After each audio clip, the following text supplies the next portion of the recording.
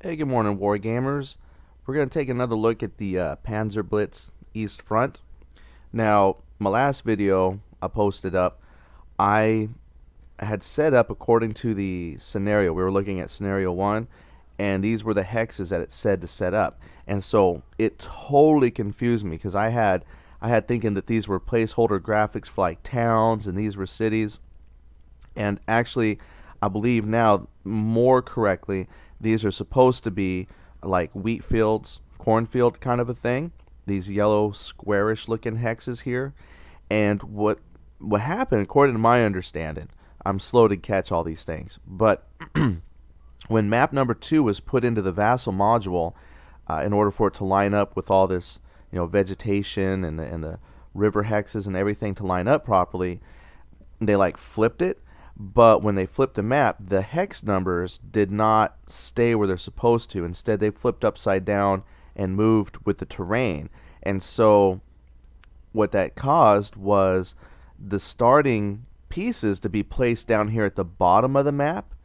And in actuality, the pieces are supposed to be placed. Or if I can scroll up here, of course not.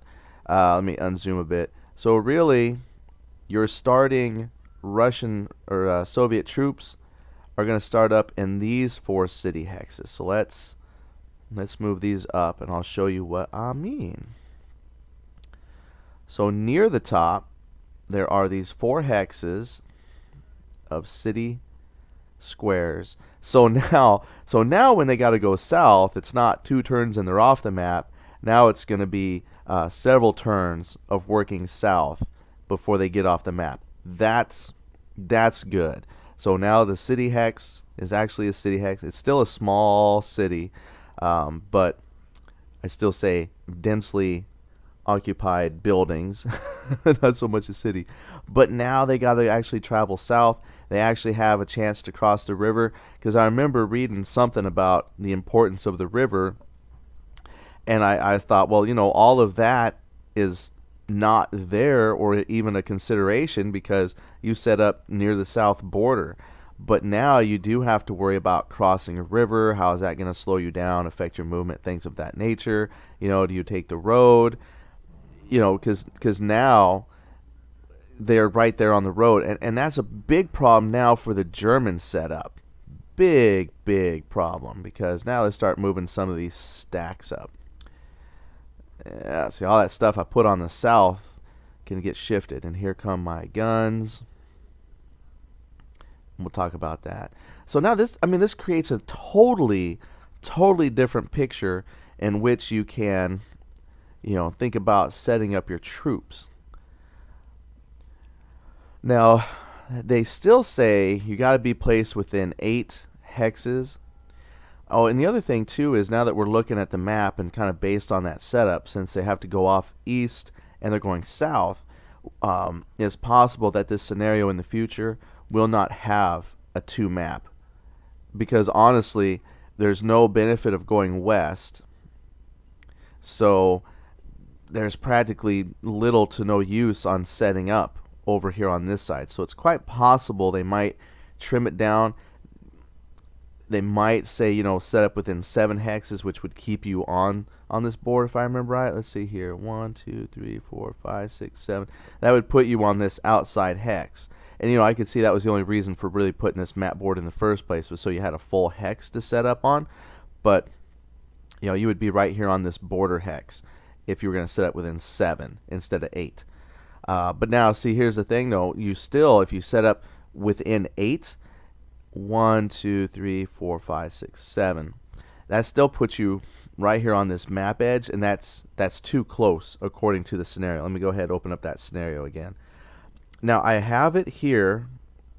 Oh, where did I put the scenario? Situation 1. Let me open it up real fast.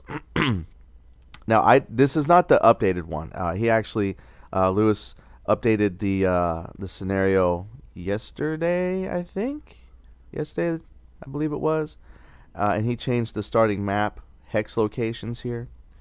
But I just want to look at the German setup. Yeah, 8 hexes away. Still had to be 8 hexes away in order to set up.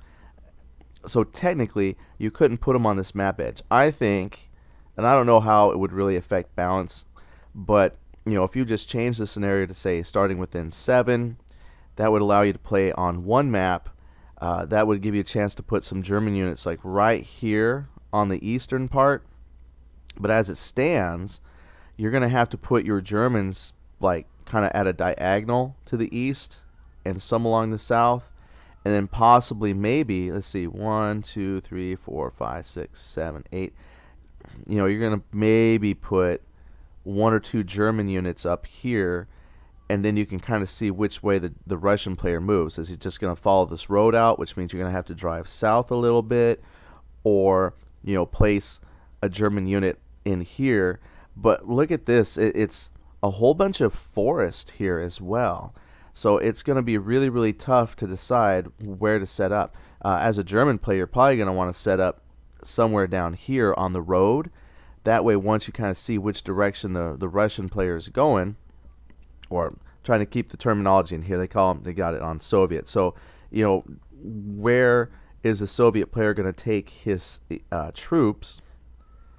And so how best do you want to get there? Now we have these guns. They have a really good anti-tank capability.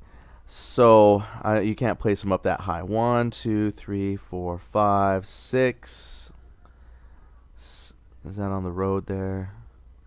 1, 2, 3, 4, 5, 6, 8. I mean, so look at this. I still am going to place pretty far south. So if I put like these guns down here, it doesn't give me very good shots shooting up towards the cities. So yeah, this is just a really hard setup for the German player. Because here's the hard part.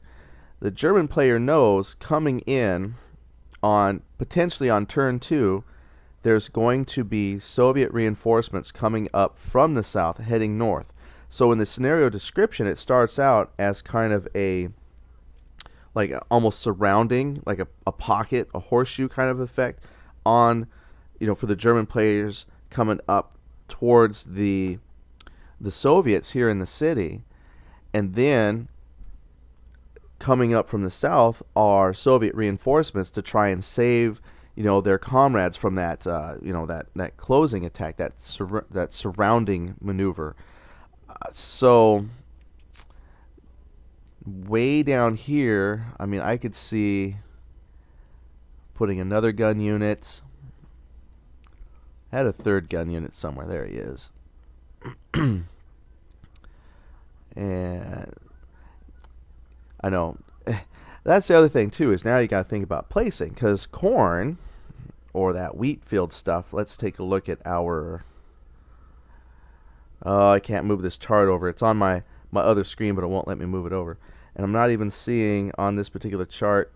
I'd have to go back into the book and see what effects that the corn/grain has on like line of sights and potentially any kind of defensive bonuses. Because it might not be good to put these guns kind of out in these open hexes here, especially when the Soviets come charging up. See, this is the bottom of the map. You figure a tank's got maybe, depending on the tank, 8, 9, 10 movement. As you come on here to the board, 1, 2, 3, 4, 5, 6. My goodness, potentially coming onto the board, they can go ahead and do some kind of close assault right there on your guns, and they really don't have much defense. So there is just, in my mind, so much to consider when setting up your German troops. So what I did, I said, okay, I'm glad you fixed that. These are not towns. That helps to fix my sense of scale for the world. This is like grass and crops and stuff, and here's the little small city type buildup of houses. Everything works good now, and now one of these days I can sit down and really think about how I want to set up troops and play a game. Now I do want to cover, since I have this set up here, just a couple rules that came up, because what I did was I started playing a kind of like a little sample game, which I'll show you what I did here in a moment. So as far as this game here with the reinforcements showing up in turn 2, that's not necessarily true. And this is a thing I had to reread to understand. It's actually very, very cool. So they have the chit pull system we talked about as far as activating your troops. So let's pull up our cup here for an example. All right, so in this cup right here, because this is the starting for scenario 1, it only starts with the basic chits for turn 1. So this has all the Soviet 0 and 1 point chips. It does not have the reinforcement chit that comes later in turn 2. So here's how that chit pull system works. And I'll tell you why I had to look this up, because it affected the little sample game I created for myself. What happens is, as you play, essentially, let's say at the beginning of a turn, you or your opponent, you can alternate, takes turns, you draw one of these chits, and it'll say, German player, OP 0, maybe OP 1, operations range 0 or 1. And as you go and perform your different operations, you keep drawing these chits, and they come up randomly. Now, when you get to the bottom of the stack here, the last chit drawn, it says, and I just want to make sure in my mind I'm reading this correctly here. It says, let's find it here. Players repeat the sequence until all chits are drawn. There is no limit to how many of one or the other player's own chits may be drawn consecutively. When the last chit is drawn, the chit pull segment is over. There are no actions performed for the last chit that is drawn. This is to create some fog of war. And the only exception to that is the reinforcement chit. So this was important to me because I set up a little demo game, and I'll show you what I set up here. We can just put one in. But I only put a couple operation markers. So that creates a problem on the smaller games, because there's a real good possibility that you're not going to have units that activate. And so these OP markers of 1 are going to become really, really important, because right here I got this whole stack. Let's see if I can put these back. All right, there's the stack. So, for example, if I pull off this OP1, I want to place this in such a way that I can activate as many units possible. That way, as I draw these initiative chits, if I draw more initiative chits than I have units that are available to act, those chits are essentially, gone wasted. But that's okay, because you've already activated and moved your troops. But if you get down to the last here of your chits, and you pull, say this was my last one, this OP1 here, I can't do anything. If I have units that haven't been activated yet, and I'm the last unit or last, OP chit to get, operations chit to get pulled, then those remaining units don't get a chance to act.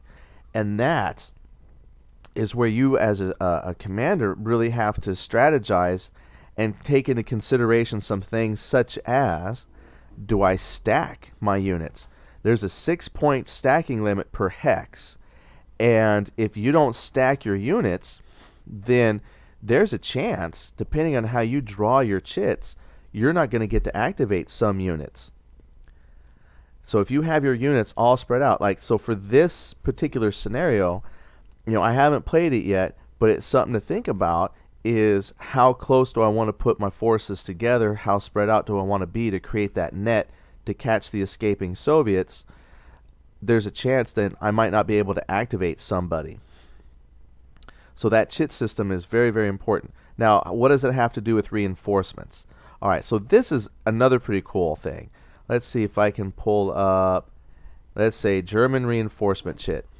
Let's pull that in here. So now here's how the game works. Let's see, can I move this whole stack? Probably not. Move the stack.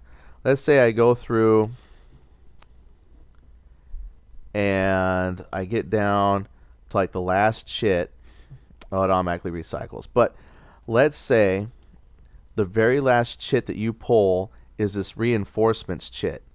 Essentially, what they want you to do is you pull that reinforcements chit off to the side, and then when you start that next turn, all of those chits go back into the cup, and then this reinforcements chit becomes the first chit to be activated on that next turn.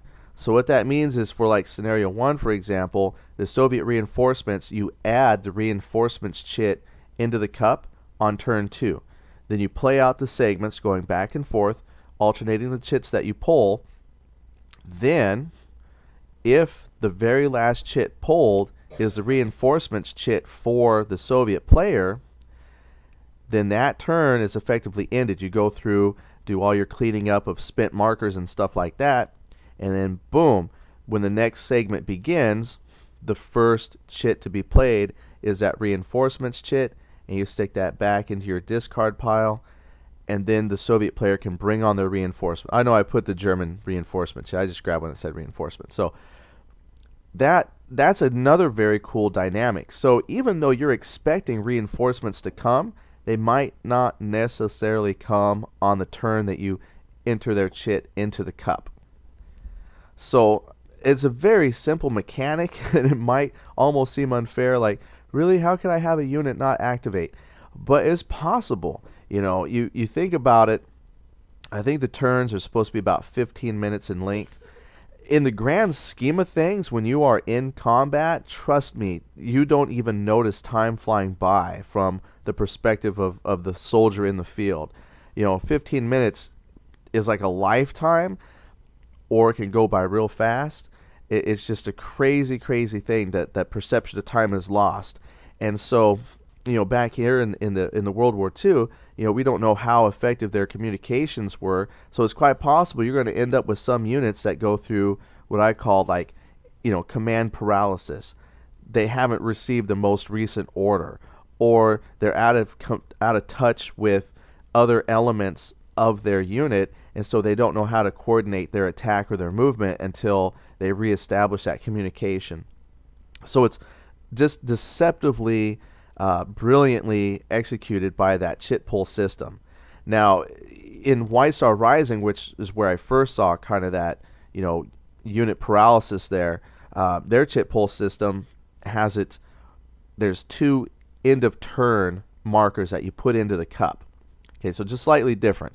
And if you draw 2 of those end of turn counters, and there's units that haven't activated, then what you do is you take one of those end of turn markers out, you start the next turn, you put all of the unit counters back in, then once those 2 units, when they get pulled, the alternating pulls, when their turn comes up and all of the unmoved activated units have a chance to go, you put that second end of turn chit back into the cup.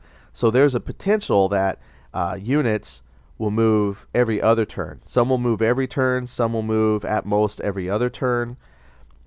But it's just another way of kind of simulating that gap of time that your troops are trying to organize, coordinate their movement. Because remember, these are platoons. It's not like an individual tank. And sometimes it's difficult to get everybody moving and coordinated and going in the correct direction. And even though you have folks moving forward, you don't know what's come down the radio net saying, hey, halt. Or, you know, this unit here, you know, you might have been moving it up, but because your last chit pull would have been to activate this, you know, stack that's been moving, but because you drew their chit last, they're going to stay put for a minute right in that spot, because if you think narratively wise, maybe they were told to stop. Maybe there was, you know, like, oh, we think we see an enemy and someone tells the whole platoon to stop. You know, just any number of things could happen that would affect their movement. And I think if you look past the way the rule is written and use it as a hindrance, but look at the spirit of the rule and what it's trying to simulate, and narratively, you can come up with reasons why you drew your operations chit last, and potentially you have a unit that can't move.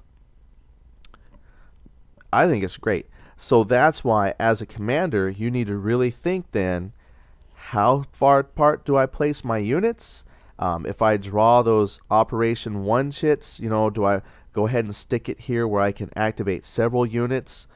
Because you might be thinking, well, I'm on the defense. I don't necessarily want to activate much and change my position, so I'm going to pass.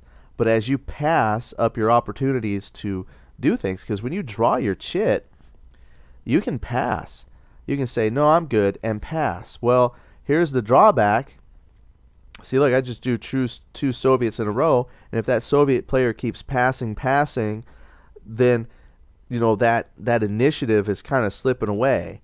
There might be a chance that when he decides to act based on what he sees his opponent do, he might not be able to act that turn. I mean, it's just brilliant. It really makes you think.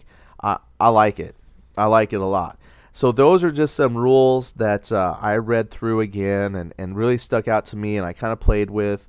And I just wanted to share you the information for the updated scenario. So if you go back and play scenario 1, it actually works out a lot better now for setting up your troops.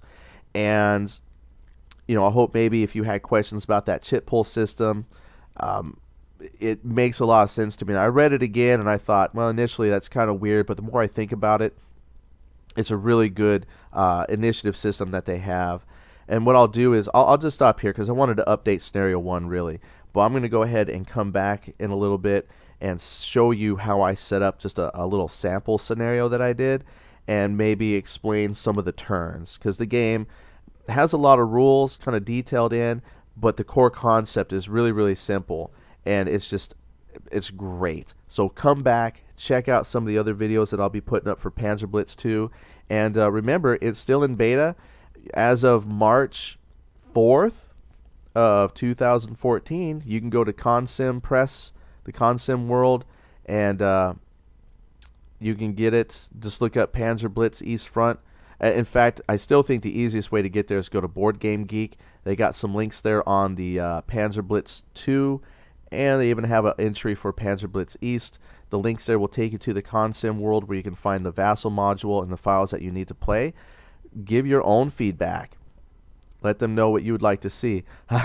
Some of the elements are set, and no matter how much I might gripe about wanting bigger counters and stuff, those are set in stone. But, gameplay elements, give your suggestions. They're really open to listening, and I hope you enjoy it too.